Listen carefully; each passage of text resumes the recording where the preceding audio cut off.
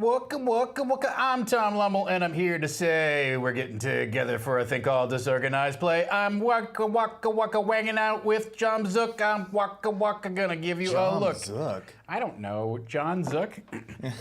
John Zook, it's that movie with Keanu Reeves where he wants vengeance for the person who locked his pug in the bathroom. That's an inside joke between me and Dom. I don't know if you're just gonna have to puzzle it out for yourselves. Hey everyone, welcome to Disorganized, the final Disorganized play of the year. There will not be one on Thursday. I will be on a plane on Thursday. So you will have to take a moment at 2 p.m. Pacific and pause and reflect on your own and think about what a great game we had on Wednesday night. Mm-hmm. I assume that's what you do every Thursday, much like I do. For sure, every Thursday. That's exactly what I think. So I'm Tom Lummel. I'm your host, erstwhile Dungeon Master. This is Dom Zook. He is also your host. Hello. Erstwhile Pug Tender. Mm-hmm. Harold Hams is here today with us. You can't see him. We don't have a Harold cam on. No. But he is roaming the studio, so you may occasionally hear the jingle of his Merry Christmas spirit. Or more than likely, the huff and puff of a pug just walking. Just walking. or hopefully we'll hear the... Yeah. Well, he's curling up right now. That's the snore that he's got going on. Woo! It's good times. I forgot to tweet about the show again. Oh, right God, at 2 o'clock. no. I had plenty of opportunities. I didn't do it. Guess what? If you don't know about the show by now, I don't think it's too late for 2017. You have to catch us on the other side of the 1231. So we have a very special episode of the Ironkeep Chronicles tomorrow, thanks to our wonderful backers, many of whom are in our audience today. We unlocked a special holiday episode called Master Tommen and His Recruits, where the lovely Havana Mahoney plays Master Tommen, the Paladin mentor to Grayson Hale, played by the lovely Eric Reichert. And apparently, it's unclear if he's somewhat deranged or he's clearly very frail, right? Mm-hmm. And he also is a rather stern taskmaster, and puts his recruits, his pledges through some strange rituals to make sure that their devotion to Torm is unswerving. Weren't we talking about potentially having Master Tommen not be a teacher at all, but being just like the janitor? And Grayson was just like following orders just because he's just like, you're an older person. I have to listen to anybody that there is. Yeah, maybe he's not actually that high up in the. I think he probably must know something about Torm, right? Yeah. Well, sure. Mm-hmm. But it's also possible that he is. Like, why is he teaching in Oakhurst, which is this like tiny little backwater village that's mostly known for its worship of Vilmater? Like, Torm doesn't have a lot to do there. So, like, who did he piss off? Yeah, what did he do to get assigned to Oakhurst? Or is it just like they put him out to pasture there? Like, go train recruits in Oakhurst. We don't really expect anyone exceptional to come out of Oakhurst anyhow. So, yeah. I imagine a Max von Sydow character or something from Judge Dredd being sent out. Just like, you go wander the wastes. Well, we're gonna, you know what? You find a place and then let us know where you end up. No. It can't have any other colonies of Torm. There can't be an existing temple or anything like that there. No. You're on your own now. Maybe that's what's going on. So, it's a special holiday episode. I'm looking forward to it. But what's involved? We're going to have to plan this whole thing kind of like from end to end, right? Now, let's run down how we're going to do that. So we are going to talk today about, number one, hacking Tales from the Loop into sort of a fantasy setting. Number two, the characters that we're going to have in the game. Am I doing it? Down a little bit lower? There you go. How's that? Right there, Yeah, pretty good. Yeah? How's that? Does that tickle? Is it? And then finally, we're going to talk about, what are we going to talk about? Oh, we're going to brainstorm the adventure. That's down here. It's down here, right? Yeah. Oh, I'm sorry. My Coke got in the way. It's right here. There we go. So those are the topics on hand. So some of this stuff I have already thought about, and some of it I clearly have not. AKA, what are we actually going to play tomorrow night? That is somewhat ancillary. Like the main question that I've already obviously decided upon was what system are we going to run? And I, had such a good time running Tales from the Loop during our marathon, our recent marathon, that I thought, boy, I love that kind of like that time period in terms of where the characters sit in their in that adolescent space, that preteen space of you're not quite independent, but you're not wholly like naive and worthless. Right. Because younger, you're naive and worthless. Yeah, well, or requiring like much more supervision. Yeah.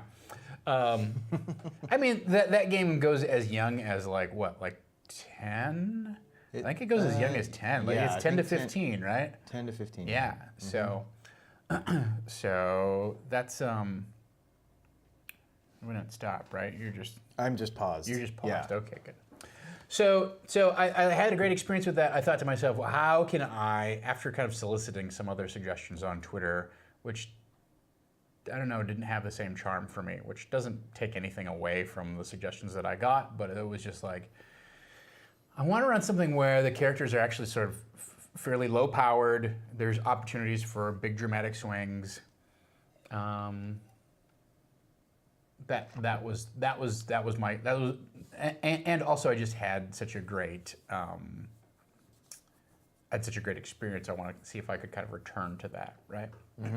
Also wanted this thing to be low prep in as much as possible, because not only is it a one shot, but also I moved within the last week and a half, and also I'm going back to Minnesota on Thursday. So just a few things, just like a few conspiring things against going on. Yes. So that's how we arrived at Tales from the Loop. Now, if you are a Patreon backer at the, I don't know what level, is it $5, $10, whatever it is. Five, I think. Anyway, you can find a copy of the character sheet that I have put together, as well as the hack of the skills that I did for Tales from the Loop. So, I'm not going to talk extensively about the system and how it works. I'm going to assume you can either look that up on your own or follow along as it happens. But the very basic mechanic is that there are 4 main attributes, and each of them has 3 skills. So keep that in mind. It's very stripped down.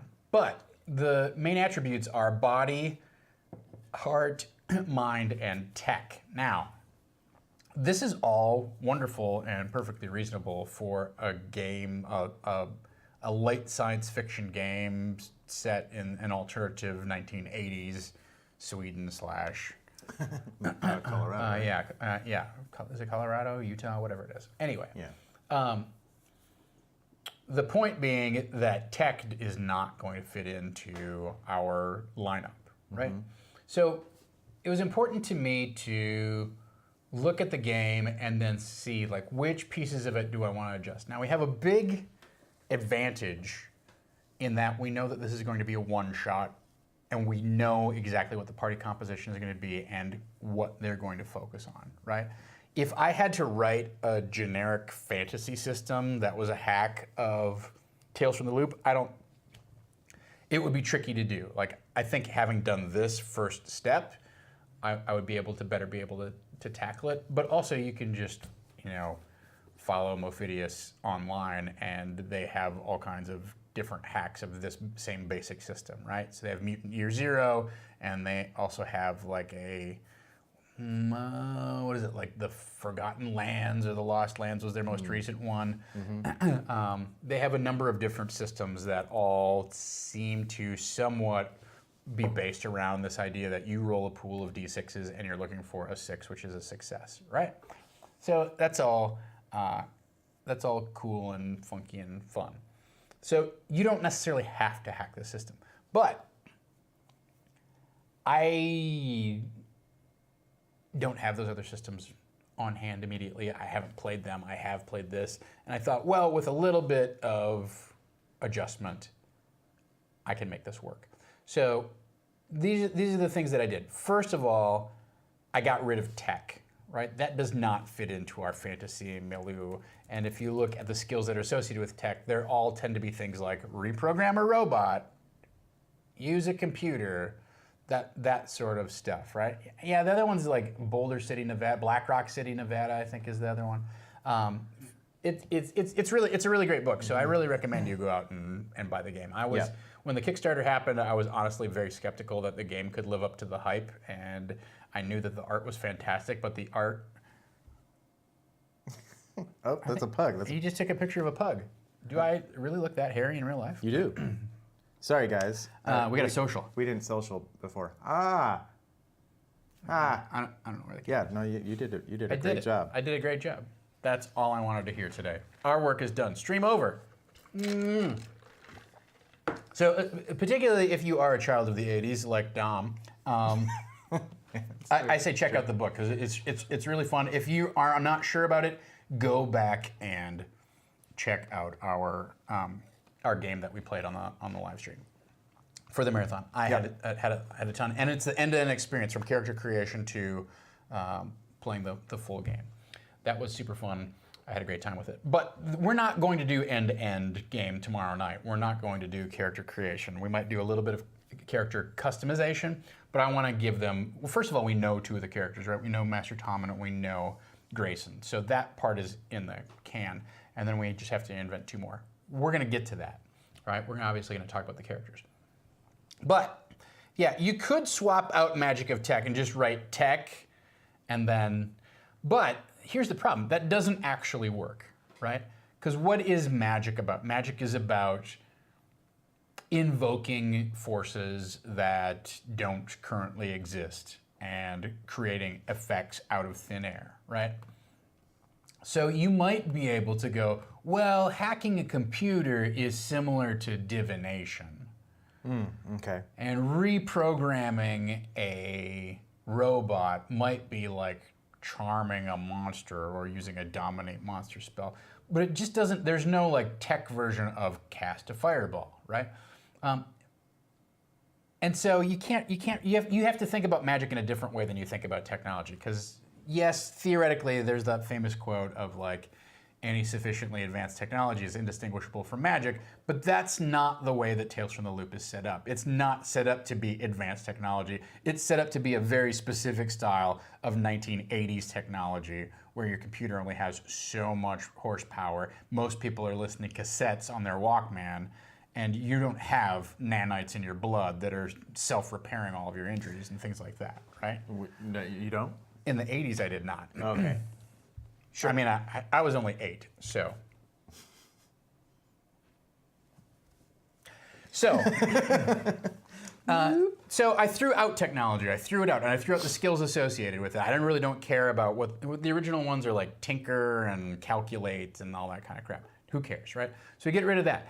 Now, the advantage that we have here is we know that they're all paladins, right? Or at least aspiring paladins. And so instead of just plugging in a thing that says, so Estelle Castillo, don't get too far ahead of me here. Instead of taking tech and plugging in a magic skill or attribute, which I think is overly broad, right? Like if you think of what a D&D magic user can do, well, that runs the gamut from druids speaking with animals all the way to warlocks invoking their patron and casting eldritch bolts and things like that. Across the board to illusion and necromancy and da-da-da. Like magic is a huge, broad, like really sweeps a wide field of effects. And I didn't want the system to either get overly broad or so dialed in on to have 15 different skills for all these different magic effects. That just didn't serve. It didn't serve the purpose of the game or the feel of the game to have something that, like, okay, here's your conjuration skill, here's your necromancy skill, here's your divination skill, here's your abjuration skill, here's your evocation skill. First of all, most of the players at the table don't know the difference between abjuration and evocation, and so you're just inviting a lot of questions that are boring, right? But secondly, we're not playing that game. We're not playing generic fantasy game. We're playing a group of paladins go off on a goofy adventure and hijinks ensue, right? They go off on seemingly some sort of camping trip or whatever, and bad things befall them, and they have to fight their way out. And they aren't particularly skilled or good at anything. But what we do know what they are is invested in the power of Torm.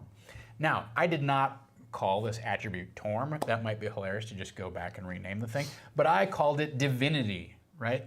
So the three attributes are body, heart, mind, and divinity. Your ability to invoke the divine, your ability to call upon Torm's favor and have various things happen. Now, within that sphere, we just break it down basically into a very simple kind of set of what are paladin style abilities. Bless people, shield people. We know that's a Torm thing, right? He's the protector, he protects people, so shield. And then the classic paladin thing of smiting evil, right? So that's how that thing is going to work. They're going to be able to have a connection to their god and make some sort of request or implore him or pray to Torm, and then Torm may answer their prayers in a way that is appropriate, or he may not. Along those lines, there's a couple other things that I have decided to tweak. So Tales from the Loop is not a D&D style hack and slash kind of game, right? Where you fight and get wounds inflicted on you. And like it's designed, it's explicitly designed not to. There's no death. And if you do get hurt, there's just a mechanic of going and finding basically an adult to help you and get you back. To help you feel better about it, right? Yeah. So some of the classic, our players are going to come into this game expecting to be able to do some of the classic D&D style things of like an acrobatics check or whatever. Some things are already baked into the game, like sneaking. Okay, well that's a very obvious skill. It's already in Tales from the Loop. We didn't have to change that at all. We just have one skill for combat called Force that basically covers athletic rolls, and it covers fighting people and grappling them and all that kind of stuff. And you just roll and try and get successes, right? So combat is going to be fairly stripped down. Then finally, what I decided to do was, I don't remember what the third attribute was under body. I should have. I brought the PDF with me. From the original game? From the original game, right? The third attribute is sneak, force, and move. It just says move. I'm not really. Oh, hello everyone! Look, you can all see my iPad. Look at that. Oh. I'm not really necessarily like a fan of move. It didn't. It was a little too broad for me, right? So I've changed that to finesse, and that has a little bit more like your ability to dodge, maybe do something deft. It feels a little bit more like a dexterity-based thing, and also implies your ability to move in an unusual way, right? Like I want to run along the ledge of this cliff wall and then swing down onto the branch that's overhanging above the rope bridge. Perfect, great. Well, that sounds like a finesse check to me. So I changed that. I also changed one of the heart skills, contact, right? So we know that they're probably not going to be in a place where, I don't know. Oh, geez, Gaurav. Oh, man. We were right in the middle of planning your death. That's right. Anyway, so that just to wrap things up, that's how we'll kill off Gaurav's character, and then there'll be 2 left. Yeah. Now. So don't say anything about that to Gaurav. Oh, yeah, right. So that's the plan there. Now, there's something called contact in the game, which I don't think the party is going to be in a classic city adventure, right? Like Tales from the Loop, you're kids in a town. You're in the suburbs or whatever, right? And so you have contacts who can help you out, whether it's a friend from school or a neighbor that you know, or your dad's buddy from work, or your weird uncle, or whatever it is. You also do have like mentors and and adults that you have like defined relationships with. But contact allows you to essentially sort of invent somebody that you know. It's the Tales from the Loop version of I know a guy. Yeah. Right. But I don't think that this adventure is going to be is probably going to be like a wilderness adventure, right? Yeah. And so I don't foresee this as being something where it's like, oh yeah, well I happen to know somebody who lives over that hill. Well, that seems kind of weird, right? That you could just, it's going to be difficult. It's going to stretch the bounds of plausible deniability. So I got rid of that. And instead I created this skill called foresight. And what that is, so what does a contact do for you in Tales from the Loop? What it does is they provide information, or they have some tools, or they have some expertise that you might need. Like, oh man, we've found this, this old generator part from this robot, and if we could just get it properly calibrated, then we could put it in the robot and start it back up. Oh well, I have a contact who does that, who works with generators all the time. Great, we'll take it to them and we'll fix it. Mm-hmm. Well, so what they do is they provide information, expertise, tools, wisdom, etc., right? So basically there's just a story angle that helps you solve a problem. So I got rid of contacts. You don't necessarily, what's the net effect? You solve a problem. You have an access to an asset, in this case it's a person, but you have an access to an asset that helps you solve a problem. Instead I've injected this thing called foresight, right? Which is somewhat like, I think of it as sort of like a semi-divine kind of like inspiration, like, oh yeah, I was smart enough to think like, oh, we might need climbing rope on this thing, so I brought some along. So what foresight does is allows the player to go, oh, well, I have foresight about this situation, make a roll on their foresight skill, and if they succeed, then they have either a tool or a piece of paper or blah, blah, blah, or whatever they want that helps them address whatever their current conundrum is, right? So that plugs in, instead of being a contact, that plugs in its place. And this is the big overwhelming advantage to knowing exactly what your party composition, what the premise of your adventure is going to be, right? Is that I can take this rule system and tailor it around what our one-shot is going to be, as opposed to going, well, let's see now, if they were on some sort of dungeon crawl, then this could happen. But then, it's almost like knowing, okay, they're going to be going on a journey to the elemental plane of fire, so giving everybody immunity to fire isn't going to be a big deal. Whereas if you're writing a generic role-playing system, you'd be like, oh, they're immune to fire. That's kind of a killer thing, right? So. Yeah. The only other way that there's two other things that I've customized here. I've taken the, I guess it's called investigate. I'm pretty sure it's called investigate, one of the mind skills. Yeah, it's called investigate, and I've changed it to perception because the way it's really used is as more of a perception check of like, oh, do you notice something unusual? Can you figure out, what's strange in the situation?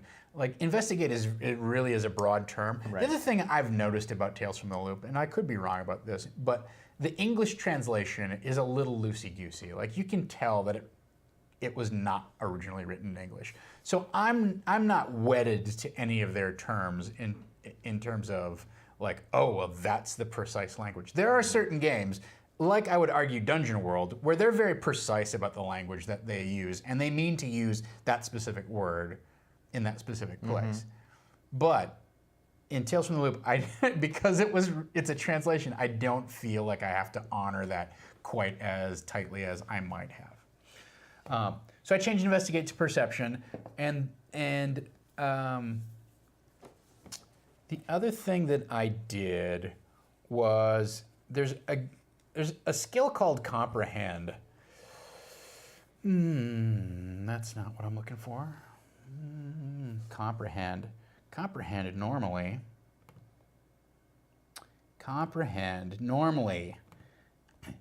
The ability to have the right piece of information or be able to find it at the school library or a similar location.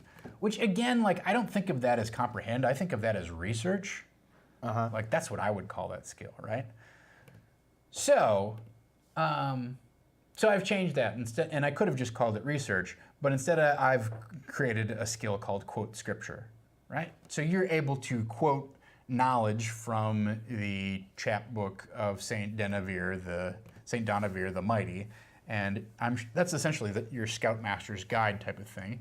And you may either remember that correctly or you might not. But instead of comprehend, you have this ability to quote scripture as it applies to the situation. Again, you're making a roll to try and solve a problem or to essentially produce knowledge that you need in order to address the situation, right? So that's where those are the main changes from Tales from the Loop that I've made in translating this into this particular one-shot game, into something I call Tales from the Chapbook, right? You can see this character sheet if you're a Patreon backer. You can see this in the Iron Keep folder if you want if you want to see just the generic version of it without any information filled in. There's also a skill reference in there where you can get some more information about how Bless works and how Shield works or Protect works. What did I call it? Shield, and how Smite works. So there's some ideas there for you there. But that's basically a high-level view of we've taken the game and we've had to strip out the elements that are very 80s modern and specific to the genre of the game. And instead of just plugging in generic fantasy replacements, we've plugged in our own very specific to the fantasy genre, to the specific adventure that we're going to run, the specific players that we're going to, player characters that we're going to be introducing, and also keeping in mind where they're coming from a D&D kind of world. And we've threaded those things in there. So it's integrated in a different way. Instead of just taking this particular system and bolting on some generic magic fantasy elements, we've bolted in some very specific elements that are related to our group of paladins that we've had. So that's that. That's what I've got on that. So let's talk about, I guess we'll talk briefly about the characters, right? So since that's the next thing on the agenda, is there something, do you have any input here or a question? No, I mean, I played Tales from Loop once, and then watched it. Hey, iDragon, how you doing? Welcome on in. And then I watched you guys play it. I think we've only done it 2 times on the stream. Could be. Before. Anyway, I guess my question leads into the characters, because Tales from the Loop is very specific. Like their version of classes is more of a like archetype of kids, right? Right. Yeah. And so, and since all of these are paladins, all of the players essentially are going to be paladins, or paladins in training at least. Like, how are you using, or are you using at all, the Tales from the Loop character archetypes in this, or is it? I wanted to bring the book with me, but it's in one of dozens of boxes. Literally 20 boxes that say RPG books heavy on them. I'm not touching that. My wife unpacked one box of books and put them on the shelves, and it was like all of the indie books that I had in one particular place. And I was like, oh, these are all the new, this is like Monster Hearts 2 and all of my Fate stuff, and Numenera, and I was like, oh no, where did it go? Where's my Tales from the Loop book? It's not in there. Because I want to play it again over the holidays. Yeah. Anyway. We don't have it here. No. No, we don't. I think David's still, it's David's copy. Oh, it's his copy? So. No, that's all right. So, that's a very good question. So, in Tales from the Loop, there aren't really character classes. There are types of kids, and there's, I'm not going to name them all properly, although I could read through them off the PDF here, although I'm not inclined to go through that whole mess. But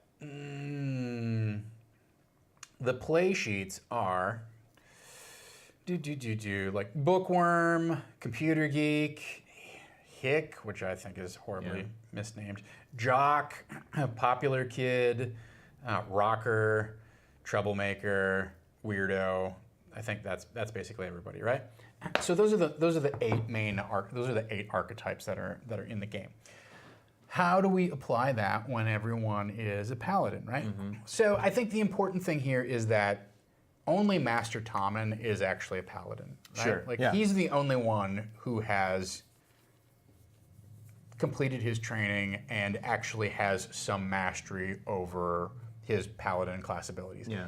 And I think it's arguable that Master Tommen probably is in the twilight of his career and maybe has forgotten some things, is not as quick on the draw or as strong as he used to be, and his mastery of his abilities may be slipping. Yeah. So in a lot of ways, I almost see him being on par with his recruits who are young, fresh, maybe they're a little quicker on the draw, a little faster, but also they can't take necessarily, I don't know, maybe as much punishment, or they don't have the wisdom of the years, etc. But in terms of neither of those groups really is a paladin as I like to think of them, right? No one is in their prime. No one's as a in their paladin, prime. yeah. And one of the things that I think we need to get away from in Dungeons and Dragons is we need to get away from, okay, those first 5 levels are like everybody's kind of on pins and needles, but then once you get beyond that, like everybody's a superhero, Yeah, right? right. And I love the idea, and in my own gaming history, I've played with the idea of, oh, this is somebody who was at their prime, and now maybe they got killed and they got resurrected and they're down a couple levels. Maybe they got drained by some sort of undead creature or whatever, and they're substantially weaker than, like their best days are now behind them, and they're kind of trying to make the best of their career where it's at now. Likewise, we've got these kids who probably don't know what's going on, or Right. like just certainly don't have any mastery of the basics even of being a paladin. So that just all being said leads me to the point that none of these people are actually paladins. The class ability of paladin, those abilities don't apply. Yeah. Right? What we think of as being even Grayson in his current incarnation of like this very potent, stalwart guy who can stand there and take 45 points of damage in a single smite and defend people with his shield and whatnot.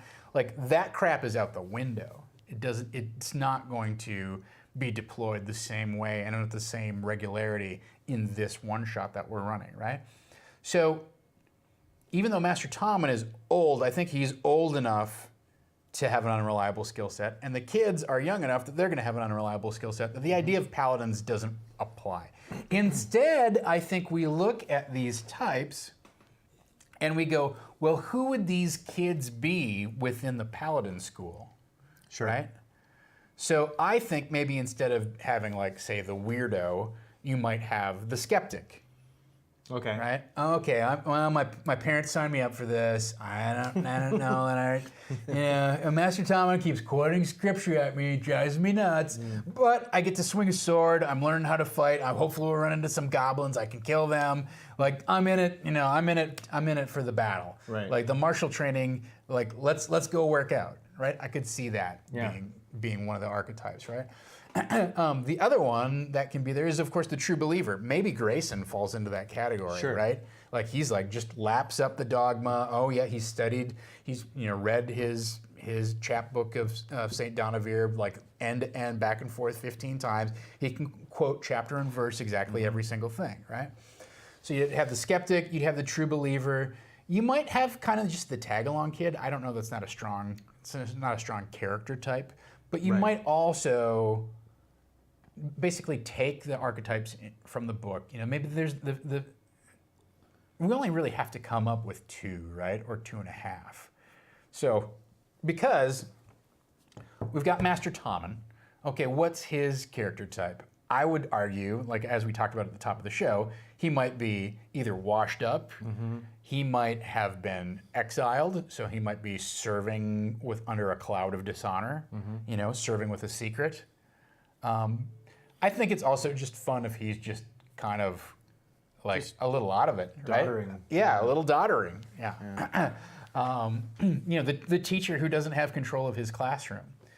You don't have to get much more specific than that to start filling in some of these other things, right? So what's their pride? What's their problem? What's their drive? What motivates them? Those three things are really what you need to know. And the only other thing that you need to know is what is their relationship and maybe what's their iconic item, right? So what's their relationship to the other kids? And what iconic item do they have that they can deploy during the game to give them a benefit on whatever it is? Now, if you want to go with the jock kid or whatever who's the skeptic, who doesn't believe, then maybe he has, he's inherited his grandfather's sword or whatever it is. Like that would be a very standard kind of like item to have. Point of pride is that he's good at, he thinks he's good at everything that's not book learning. It's very easy to fill in that character sheet when you look at it through the lens of what's the character's attitude, what's their point of view around Torm and what they're doing, around the school that they find themselves in. Yeah, yeah. I was thinking that it would be relatively easy to just give the players even the Tales from the Loop character archetypes again, and just in the vision of them being paladin initiates. Right. And I think Wraith pointed out, some of them may not even end up being paladins. They could end up being clerics or just members of the clergy or whatever. So they're not necessarily all going to be paladins, but they are training. Yeah, they're recruits, right? Yeah, exactly. But yeah, taking that, because I could take even the hick or something like that. Something that's just got doesn't seem like it would fit within there, and probably make a pretty decent like backstory just using that archetype. And I think we can also kind of some of the things like their pride and their problem and things like that are so generic that it's not difficult to. This is what I wanted. It's not difficult to choose something. Okay, one of them could be the troublemaker. I'll do anything to get away from home. My friends and what we do is the only thing that's not broken in my life, right? Like that can apply to the fantasy archetype very easily without really having to change anything for the purposes of this one shot. AKA the murder hobo. Yeah, right? Some of the iconic items you'd have to adjust, but that's not that difficult to come up with either. Pride, choose one or make up one on your own. I helped a bird with a broken wing. I stood up to the teacher. Like both of those things very much fit in with the fantasy world. I think you have to be a little bit careful here because the teacher is going to be a member of the party, right? So you don't want to introduce things that are super antagonistic. That doesn't mean you can't have rivalries or whatever, but what you don't want to have is like everybody come to like it to be a fight within the party, right? They still need to be a unified party. Yeah. In Tales from the Loop, you're all basically a group of friends with who are within the same band of 5 years of age, so you're all probably going to school together. So it makes a little more sense to have party coherency makes a little more sense. But in this, because we're going to have this adult guy, we have to make sure that Master Tommen is somehow integrated with the party in a way that everybody appreciates his guidance or experience, or at least is okay with him, like gets along with him, right? Right. Yeah. Accepts him, is accepting of him as some sort of on a peer type of basis. Yeah, and I think Havana will certainly be able to guide that with Tommen. She can certainly tell people when to listen. But yeah, it's that's important for any table, right? Is to have the party composition, the player composition has to be of a sort that everyone knows why they're there, and that there is some sort of hierarchy of decision making. Yes. And the blue might be better. Let's see. And having that and realizing that, obviously these guys have been playing together for a while. I think they all get it, but I don't know. Don't tell Gaurav that. But Well, I mean, he's coming along. Yeah, It's taking a while. he'll get there eventually. I mean, after his character dies, it'll probably be. That's the best way to teach somebody a lesson is kill their character. But yeah, yeah, that is probably a key. Yeah.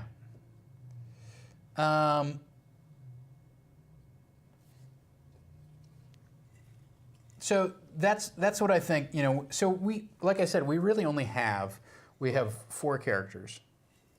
Somebody asked the question: is Master Tommen still alive in the current timeline? I think that was Estelle. And the answer to that is I don't know.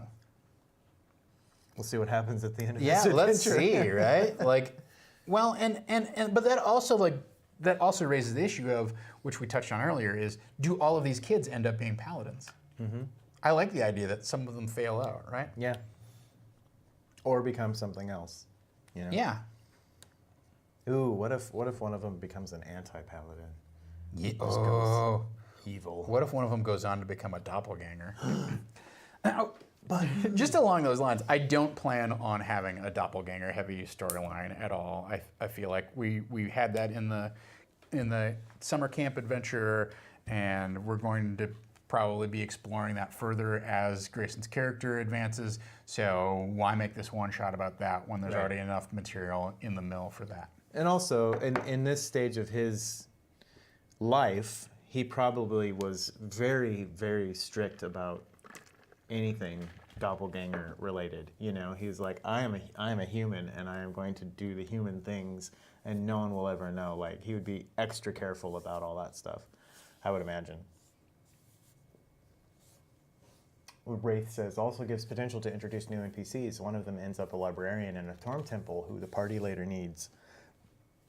Yeah, there's lots of opportunity in these types of one-offs, and I think even in home games, it's useful to sometimes step away from the campaign and do something completely different, because you can get really tied up in your character, and you don't want them to die. You don't want you just start like going along on rails with your own character, and then if you can take it out and then put something into something else, like if you've been playing a fighter for so long, and you're like, man, I really wish my fighter knew magic, but it's going to be forever until you get to that point. Like, all right, take a little one shot, and maybe this is where some NPC that you guys met who is a magic user or whatever, and just play in that world for a little bit and give yourself a break and refresh things and take a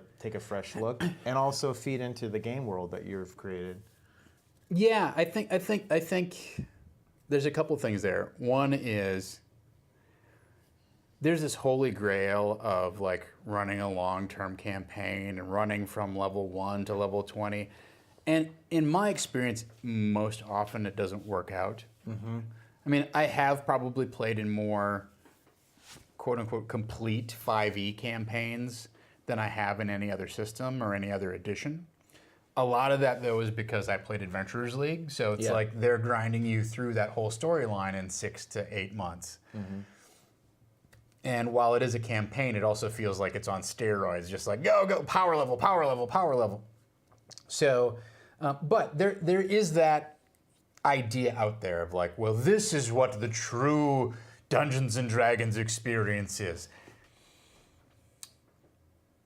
In my opinion, it's hard to come up with a character that is absolutely super fun to play every single session. Sure. Right? The need for you to share the spotlight with the other players at the table, and the fact that you are following the DM's story, whatever they have decided to lay out before you, means that you can't be the bright, hot, burning sphere of fun every single session that you want to be.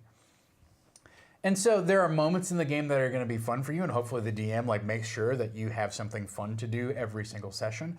But I don't, I think it's more rare than not that somebody sits down and goes like every single session, I can't wait to play my character. Oh, I can't wait. Oh, you know, like you might be interested in what's happening. You might be engaged with the game, but you can't guarantee that your character is going to be super fun and fulfilling every single session for the majority of the session. If it is, you're probably being a spotlight hog and you're probably railroading attention away from everyone else at the table. In which case, think about that, right? So, that being said, that's background to why not drop in a one-shot and have the opportunity to play something you haven't been able to play. Oh, I always play fighters. I'm going to play magic users, see kind of how it goes. Or, like in this, maybe we'll reframe Grayson's character through a lens that we haven't seen before. Sure. Right? I mean, you know, last session in our season finale, if you want to call it that, we found out that his parents got found out as nobles in Neverwinter, and from then on they raised him to be like, always be a follower. Don't ever draw attention to yourself. Just you know, just follow the rules. The rules will never, you know, you'll never get in trouble if you just follow the rules. Okay, well, great. Now maybe we can see his character before he's learned that lesson, or trying to apply that lesson, you know, in an unconscious kind of way, like player conscious, but maybe the character's unconscious of it, etc. So I think that's the big advantage to mixing things up, is you get to try a different system that you may not play before, but also you get to explore a whole new character in a new way. Right? You get to explore a whole new character, or you get to explore your old character in a new way. Right. And it's just a one-shot, so if it doesn't really like figure out, then if it doesn't work out, then who cares? That's fine. All right, so those are some ideas of, you know, a couple things, other things that I wrote down here in terms of characters are things like glad to be out of the village. Oh, hey, I'm along. Oh, this is great. I'm so glad we're not stuck in that temple learning more lines of verse. Let's go camping, guys. Let's go. So maybe, you know, maybe it doesn't necessarily have so much to do with their view of what the scripture is, as it is like, what's their take on what their life is like. Yeah, and that's sort of the hick almost archetype. Just glad to be off the farm. Just anything to get me away from this. Like a lot of people sort of join the military just as a way to get away from their hometown, go see the world, and da-da-da-da. And, you know, the flip side of that is the homebody, right? Oh, I'm missing my parents. I'm not really cut out for. So we can. The great thing is, it's just a set of attitudes, and we can blend these attitudes. So it could be the skeptic. You know, we already blended the skeptic who's in it for the fighting. It could be the true believer who's missing their parents. Oh, this was a lot easier when we were just learning. Yeah, we were just in the classroom. Yeah, memorizing stuff in the pews. I was really good at that. Now I have to make a fire. Yeah. So I don't think we're gonna have problems filling out the character sheets, because they're not. It's a very stripped down system and very lightweight. But those are some ideas I have for the characters. I plan to have them done when we come rolling into play tomorrow night, rather than going through some of the collaborative character creation that you normally do, and I'm normally a fan of in Tales from the Loop. I want to hit the ground running, and especially because we already have somewhat of an idea of, we know who Grayson is, we have somewhat of an idea who Master Tommen is. A little sprucing up, people will be able to pick up and play, rather than let's create this band of friends out of whole cloth. Yeah. All right.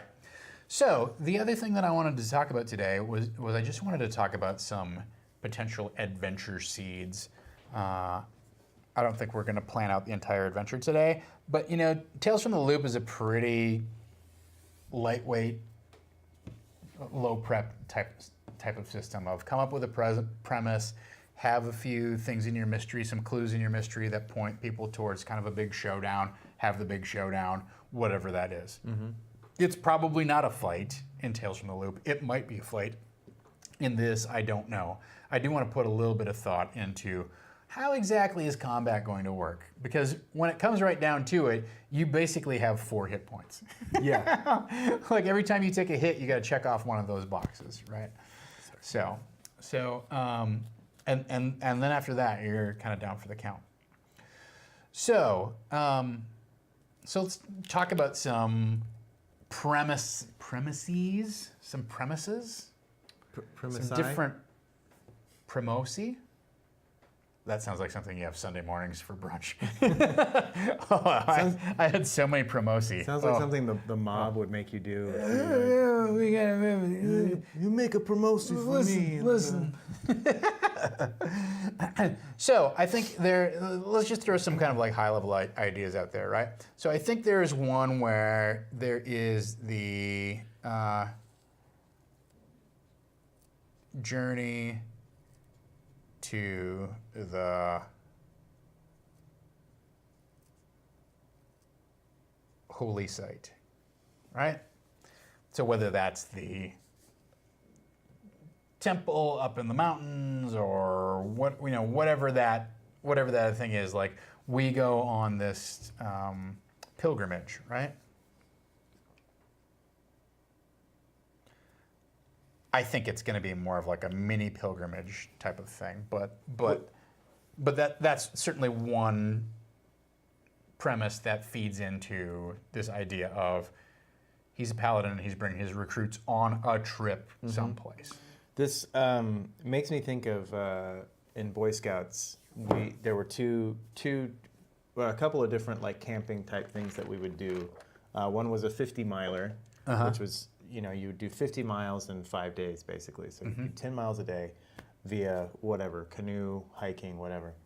Then and it was just like when you did the 50-miler, then you got your little tick that you did a 50-miler, right? Your badge.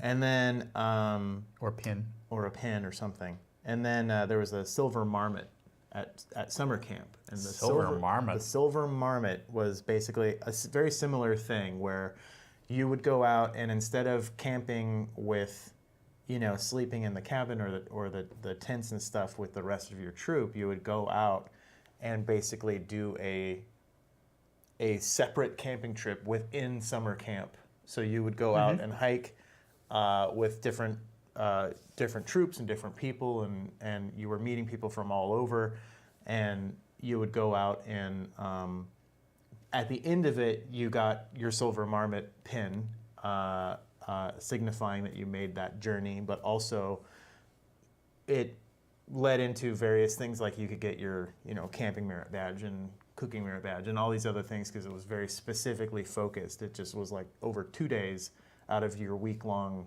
stay at summer camp would be this silver marmot journey basically. But that when this was originally brought up, I was initially thinking like, oh, it's the Torm church or whatever sending their recruits out for a character building. The silver marmot is Master Tommen's his nickname. That's perfect. But yeah, that's sending them out for basically a character building kind of experience. Yeah, expedition type of thing. Mm-hmm. Yeah, I think that's kind of the framework for the whole thing, right? I don't know about this earning badges thing. I'm going to put this in parentheses because it feels a lot like the summer camp episode. Sure. So I don't know that that's true. Yeah. But there is the classic like spend a night in the haunted mansion kind of thing or whatever it is, right? I think there's also maybe a opportunity for a kind of what you were saying in terms of like what I want to call a light the torches type of event. So it's like every 7 miles you have to make an offering at a certain particular site, and when you've when you've made an offering at all 7, then you've completed the loop, and right. So and then it's a tale from the loop. So I'm gonna call it a light the torches kind of.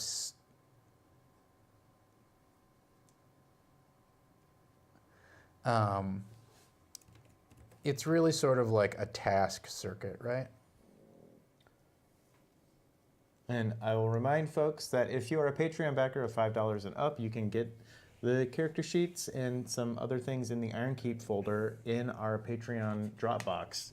Under Iron Keep. Under yes. Iron Keep. So Yes. link is in chat. So yeah, if you're already a backer, great, check it out. So there's that. There could also be a. I'm trying to think what other kind of. This spend a night kind of thing feels like it's a dungeon crawl kind of thing, but journey to the top of the mountain. It's definitely. These are all sort of like prove yourself type of things, and I think that's like the premise of the thing, right? It's like your job is to take you out and prove yourself to something. I don't think we've talked about doing like a competing jamboree. Oh, yeah, sure.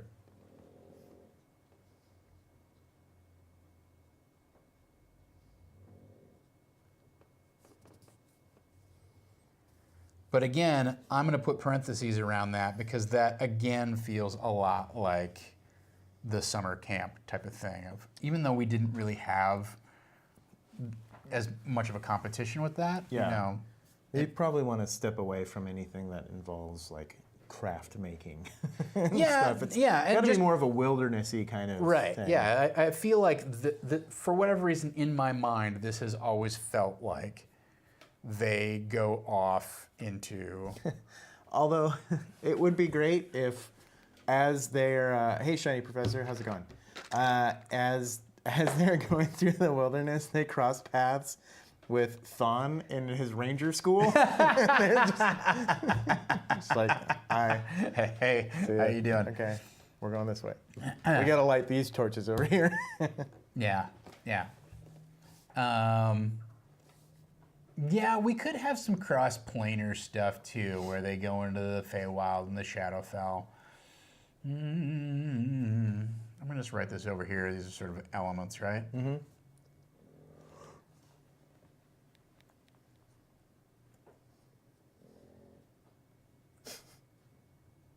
If you're Motorboat or pug? yeah, absolutely silent, you can hear. Yeah, it could be one of those things where it starts off as something mundane, and then it turns into an emergency rescue situation, right? Mm-hmm. Yeah, that's the other thing. This reminds me of, what was that movie? It came out, I think it came out in the 80s, and I feel like, there was that one with Meryl Streep, right? And Meryl Streep and I think a young Keanu Reeves in it. The Lake House?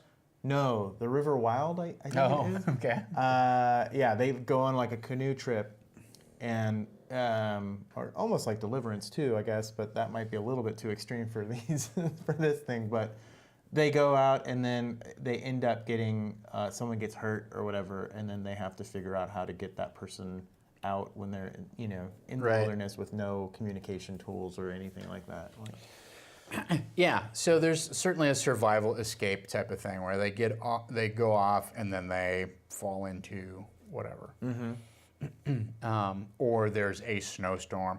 But I do like this the emergency rescue thing is like, you guys are the closest to the top of the mountain. We had somebody up there. They got in trouble. We need you to go get them. Sure. That could also be interesting.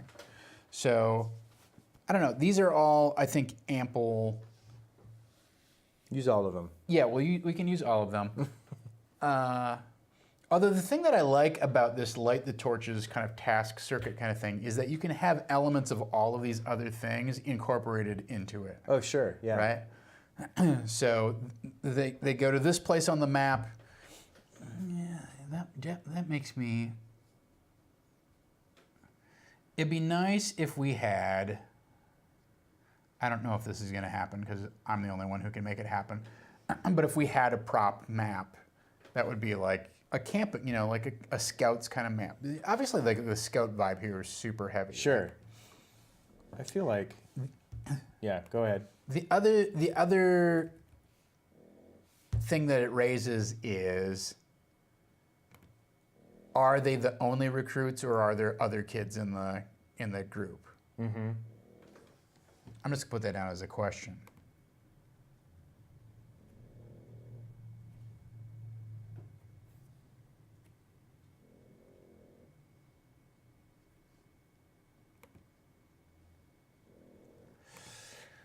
They could totally rescue people that would normally be enemies, like initiates of a dark god like Bane or whatnot, before they're actually evil, which could lead to a conversion and show the moral dilemma of the followers of good deities. Justice doesn't always equal killing evil, but also redeeming and saving them.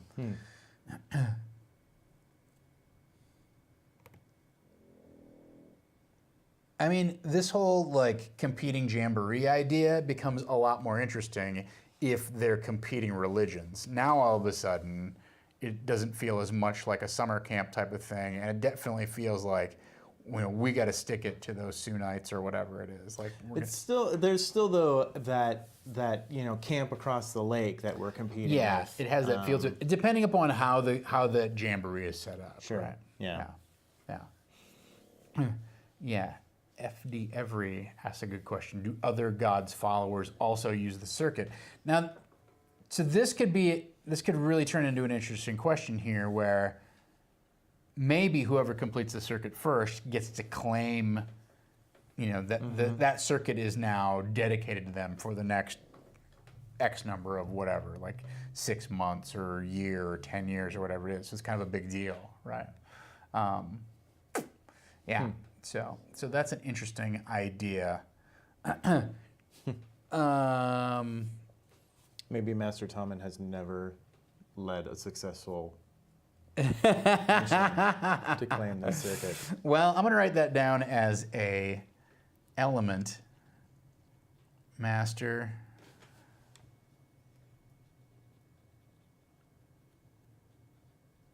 Tommen's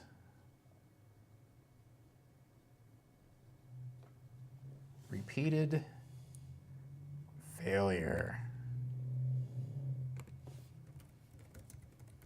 So sad. So sad. The silver marmot finally gets a win. Yeah, so I think these are all It's a marmot, by the way. good ideas. Oh my God. Yeah, I think we'll have to put that in there somewhere. All right. So I think we've got, you know, some good basis, you know, some good premises, promissory.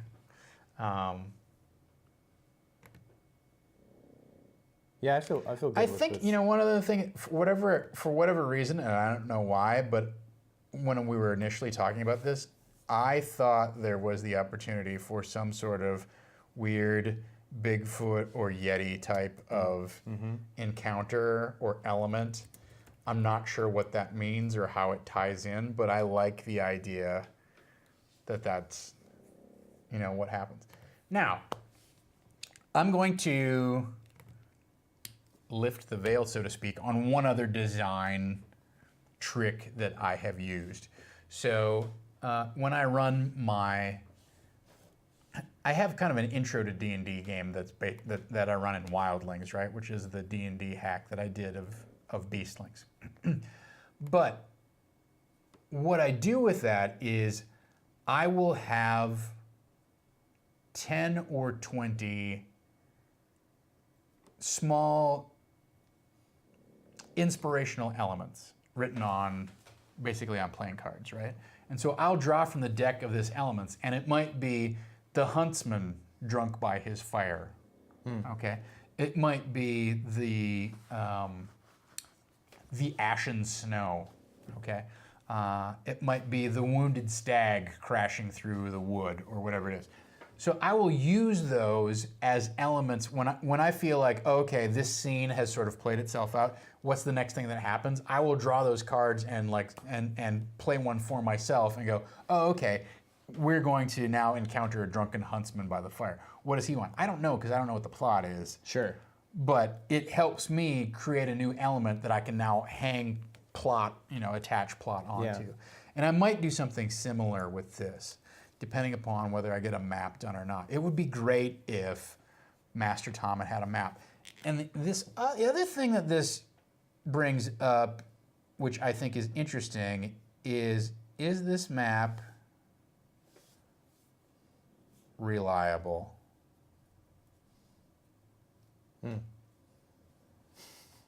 Since he's never... Is it an outdated map, or whatever? Is it such an old map that things have changed?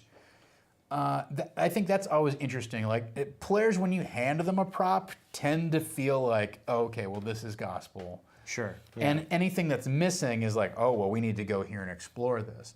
But there could be stuff on the map that's not there anymore. Yeah, that's exactly what I was thinking, right? That's why he's never succeeded. He's never had a good map, right? So, I don't know. I think that's... I don't know that I have enough of my... I don't know that I have enough of my D&D materials unpacked to make something like this happen for tomorrow night, especially when I have to come up with the 4 characters yet. It's a tall order, but I like this idea a lot. It's very inspirational to me. I just don't know whether it's going to come together the way that I want to in the time. Yeah, is the map why he keeps losing? Maybe so. I like how everybody's gotten very attached to this idea that Master Tom has repeatedly lost whatever this thing is. Yeah, it's compelling, right? Now we're at a point in the story that we want to see what happens next. We want to see him finally overcome the odds and actually succeed. So these are all types of adventures that I think we could apply to tomorrow night, right? Emergency rescue, the scouts, if you will, have to go and rescue some other concerned third party. Survival escape, they're on their journey, something bad happens, and they have to escape the blizzard or whatever. And finally, kind of like a beat the clock scenario, that if you don't get out of here before X, Y, or Z, they're going to burn the mountain down or whatever it is. So those are all pretty solid things for a one shot, right? We're looking for a hook that we can attach to this one night's adventure, and it should have some whimsy to it. It should definitely have some stakes to it.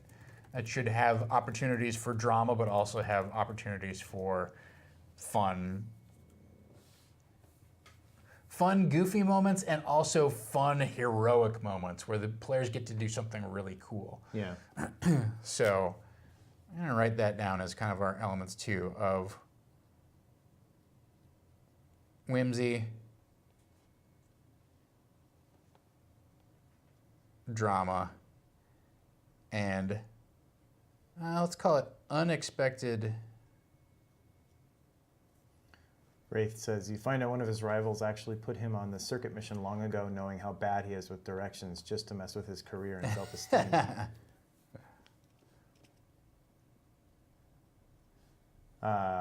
Or, as F. Devery says, if you flip it, Master Tom has never not succeeded, but in his advanced age, he has forgotten his previous victories, maybe? Well, I mean, this also could, if you want to completely invert the scenario, maybe Master Tommen is a little overconfident, and this is the first year that he fails, or halfway through he fails, and then the turnaround is the characters, the kids, the recruits have to pull his fat out of the fryer. This could be the beginning of Tommen's downfall, which is also a fairly compelling thing. And then Tommen becomes a fallen paladin. Oh, his sword pulsing with necrotic energy. Get in the hole. I mean it. You know, we should write that down, though, too. Somewhere in here, we need to have a get in the hole moment, whatever that is. There's got to be, some object they have to get that's, deep inside this, wolf's den or something like that. It's just, get in the hole, Grayson. I also think there's an opportunity for the fiendish twins to come back. Oh, yes. Because all Jedi younglings on the initiates, yes, other than Grayson. All right. It only took an hour. Yeah, we did it. We did it. We've got the complete adventure now. Yeah. Yay. Bet it will take 4 hours to play. Oh, boy. Well, knowing our players, that's not hard to guess why it would take 4 hours to play.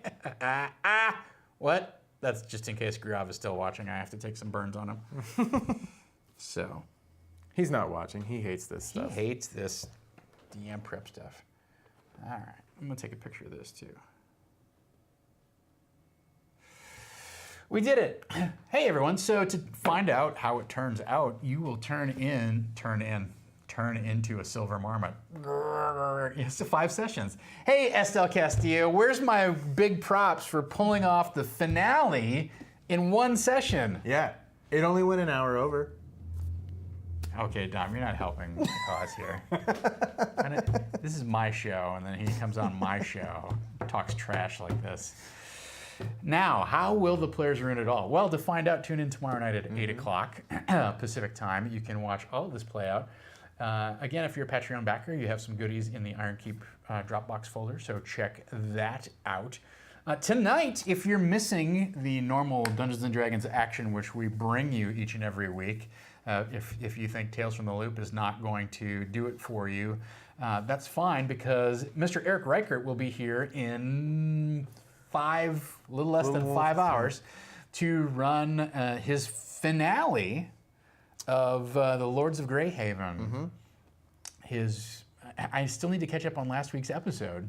I'm looking forward to where it goes. This I believe, episode. spoiler alert, they're trying to escape the island, right?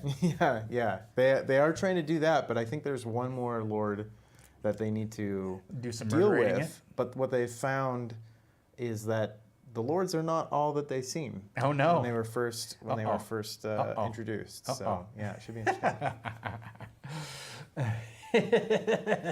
Get in the hole. I wish we could have a trailer for each of our shows. That would be super fun. So yes, you can tune in for Lords of Greyhaven tonight at 8 o'clock Pacific. Mr. Eric Reichert will be here in this chair here where I normally hold court. He normally is over here. But tune in for that. That should be super fun. It's the final episode of his little mini arc that he's doing. Who knows? Maybe he'll do, if he's happy with it, maybe they'll do another micro arc. We'll see how that plays out. If you guys are happy with it. If you guys are happy with it. Yeah. Tomorrow night we'll be right back here. Is there anything going on during the day tomorrow? No. No? Mm-mm. So we've got our Tales from the Loop inspired Tales from the Chapbook happening tomorrow here on Saving Throw, and then are we gone for the holidays? Then we're essentially out, Outie? for the holidays. So there might be some things next week. Tonight and tomorrow night are the last 2 nights of Merry Tree Snow Happy Cold Time. So if you would, what do you want to give away? Give a little teaser of what the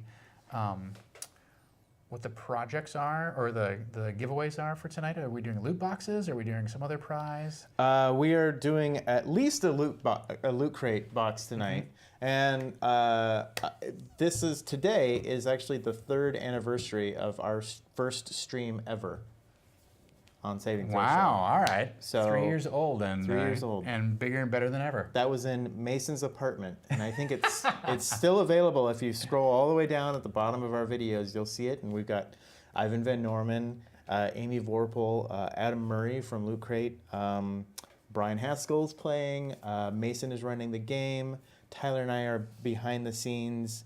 And I think Sean Graham is also in that one. So Mr. Sean Graham. Yeah. So Mrs. Hongraham. Mrs. Hongraham.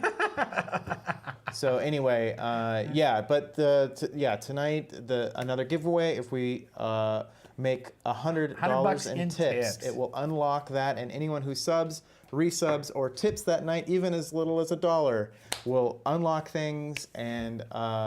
Get an entry in the raffle for that. Yeah, and subs are 20% off this month. So if you've been on the fence about whether you want to do that, well, it's 20% off right now.